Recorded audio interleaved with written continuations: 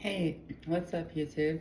It is me, Camilla. I am going to be making a video today. It's kind of an improvised video, but I'm going to talk about a few things that are heavy on my noggin, and I'm thinking about them. So I should start today's video off by stating that I do not give medical advice. I'm just sharing my experience. So my videos are obviously biased. They're my opinion and through my experience.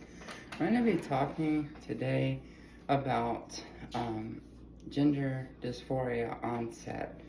And what that means is it's when someone realizes that they have gender dysphoria.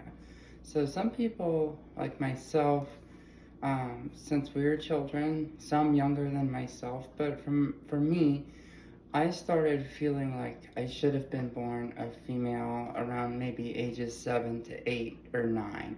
I didn't know there was a name for it. The internet was still in its infancy back in the 90s when I was realizing these feelings, but needless to say, they did exist, and it's something that persisted and never went away.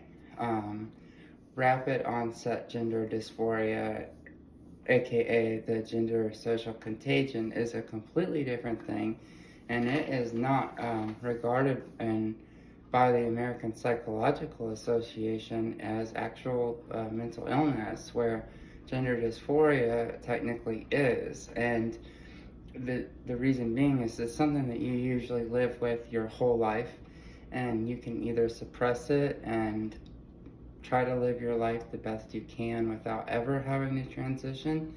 And if you're able to do that and it's not too painful, it's not too depressing, I suggest that. I do not recommend transition for most people.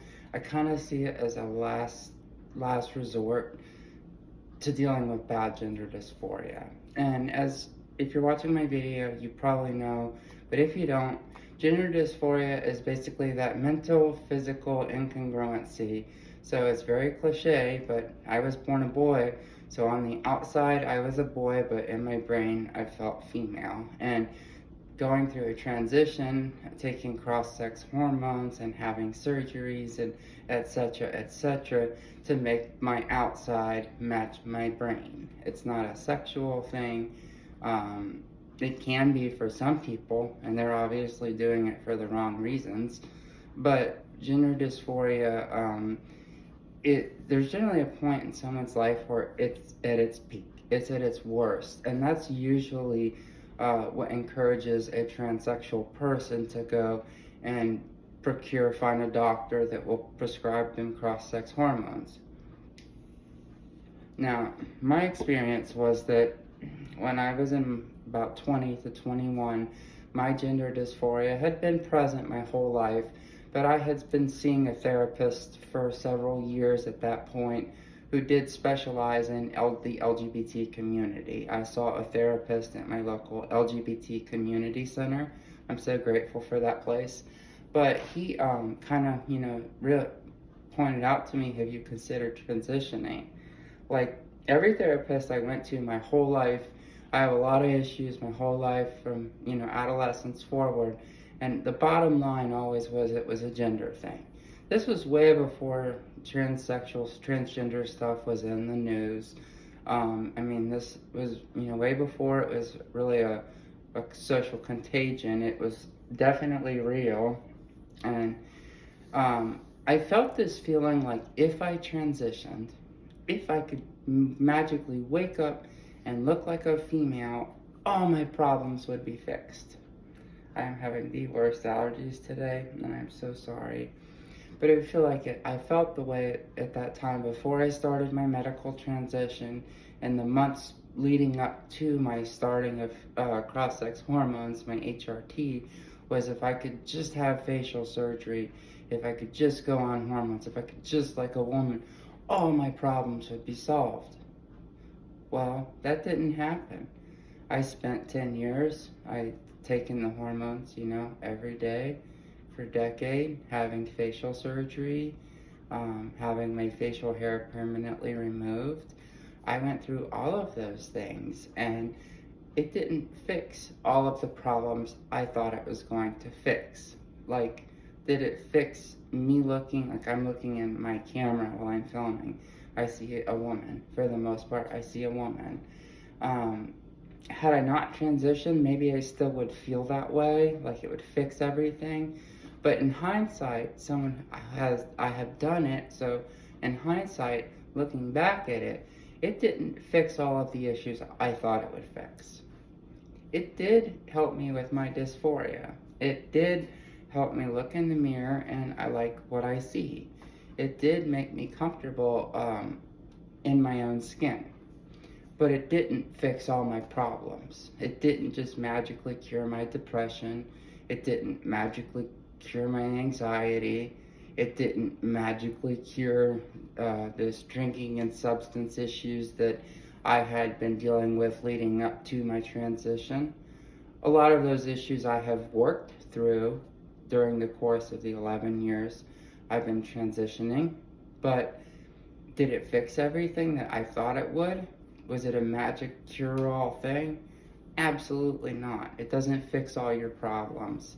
It helps one thing. It helps alleviate your gender dysphoria. And sometimes someone's gender dysphoria can be so bad pre-transition that it felt to me like if I could just look like a woman and be perceived as such by society, that all of my problems were gone. That particular issue of needing that perception by society, that has been met. It did fix that. But it didn't fix all the issues of a lifelong of withholding and closeting my transsexuality. It wasn't a cure-all, and I don't think it's a cure-all for anyone. I do believe that it can make the quality of a transgender or transsexual person's life a better quality life. It does fix a lot of things, but it does not. It's not a one-size-fits-all gonna fix all your problems, and that's a common misconception, especially people who are just about ready to take that giant step forward onto their hormones. It's the pinnacle. It's like the peak of gender dysphoria.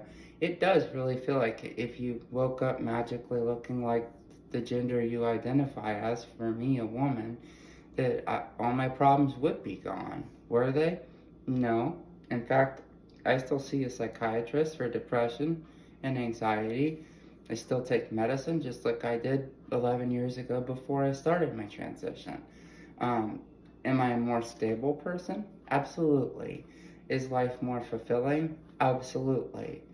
Is my emotional intelligence higher now that my predominant hormone is estrogen? Absolutely. I'm so happy with who I am as a human. I'm not a woman. I was born a guy. But I am a trans woman and I live my life as if I was born a female. I'm not. But I'm not here to debate about political things. I'm just here to explain this one sentence, this whole video of transition is not a one size fits all, cure all your problems solution. It's a lifestyle that you live in order to allow your dysphoria to be relaxed, and having long hair, getting rid of my facial hair, wearing females' clothes, developing breasts. The list goes on and on and on and on. They make my life a lot better quality. Do I believe that the social contagion we see in today's youth and in schools where these kids are all magically transsexuals? They're not transsexuals at all. It's a transgender social contagion. It's rapid onset gender dysphoria. Gender dysphoria just doesn't come out of nowhere. It doesn't come out of thin air. It's something you're born with. It's something you grow up with feeling, and it's something you'll live with the rest of your life. And that's why I don't support children doing this. Even if I was born in today's society and was a teenager now, I think I would like to wait until I was old enough to truly understand the ramifications of a gender transition and all of the hardships that brings, because it may help alleviate an issue dealing with your gender issues, but it also opens a whole different, it opens a whole nother door of problems: rejection from family, rejection from society, discrimination, especially in the early stages when you don't pass as well. Like when I looked way more man than female, I was discriminated against for sure, absolutely. And I mean, it's something that takes between 3 and 5 years before you're really looking and sound like with trans women. It's even harder with sound, but to look and sound and be perceived as a woman. I mean, it takes years. It's a lifelong ongoing process. It's not a one-size-fits-all solution, and I don't recommend it unless it's absolutely necessary. I'm going to conclude this video. If you've learned something, go ahead and subscribe. It really helps my algorithm grow, and it motivates me to create more content, excuse me. And go ahead and like that video if you like it. If you're going to comment, feel free to ask questions. Let me know what you think about the video. If you have any topic ideas from my next videos, go ahead and make some recommendations. I really appreciate suggestions for video topics. That's like my most appreciated thing in the comments, except besides the love that my subscribers and followers share. Please refrain from derogatory comments, and keep rude thoughts to yourself. Until next time, I hope everyone has a wonderful day. Bye bye.